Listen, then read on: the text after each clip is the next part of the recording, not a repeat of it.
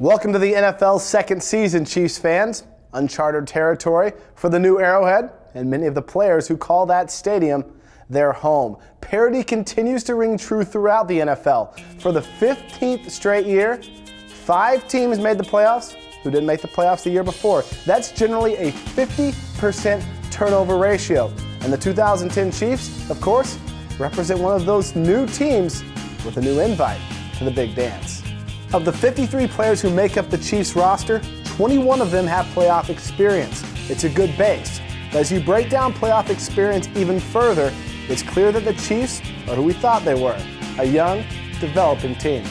Development opens a new chapter this weekend. Of those 21 Chiefs with playoff experience, most haven't accounted for more than 2 games of appearances.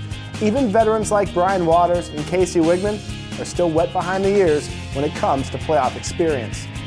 Mike Vrabel's 19 postseason appearances account for over 25% of the Chiefs' total. In fact, 3 players, Vrabel, Thomas Jones, and Ryan Lilja, represent over 2/3 of the Chiefs' playoff starts.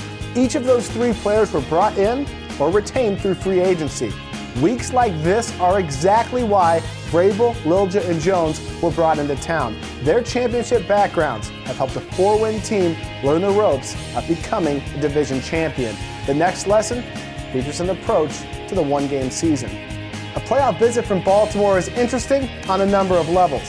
At the top of that list is how vastly different the Ravens are than the Chiefs when it comes to playoff experience. While parity has driven the NFL playoffs for more than a decade, the Ravens have kicked the trend.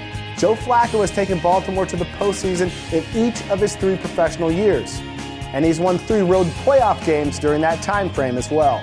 Flacco is playoff tested, but his experience pales in comparison to many of his teammates. Ray Lewis and Derek Mason are only representative of the starting points when comparing Baltimore's playoff experience to Kansas City's. The Ravens are your perennial playoff team, while the Chiefs are that team that nobody knows. The youthful Chiefs have taken pride in new experiences. Over the last 17 weeks, the Chiefs have gotten out to a fast start, bounced back from rough patches, and won games they've had to win. This is another new, high-pressure test for these young Chiefs. Is youth an underrated asset, or does playoff experience hold the trump card? It's just one of the many things we'll find out with the playoffs returning to Kansas City.